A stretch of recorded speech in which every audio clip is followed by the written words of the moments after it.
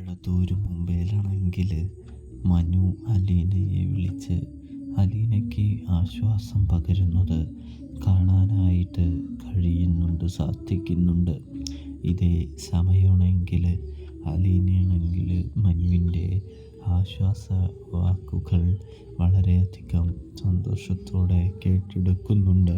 മനുവിനോട് ഒരുപാട് കാര്യങ്ങൾ സംസാരിക്കുന്നുണ്ട് എന്ന് കാണാനായിട്ട് സാധിക്കും. പ്രേക്ഷകരെ, പ്രിയ കൂട്ടുകാരെ, ഇതേ സമയമാണെങ്കിൽ നമ്മുടെ മനു ആണെങ്കിൽ അലീനയോട് പറയുകയാണ്, എന്തൊക്കെയായാലും നിനക്ക് ഞാനും കൂടെയുണ്ട്, ആ കാര്യം നീ മറക്കേണ്ട എന്ന് പറയുന്നത് കാണാനായിട്ട് സാധിക്കുന്നുണ്ട്.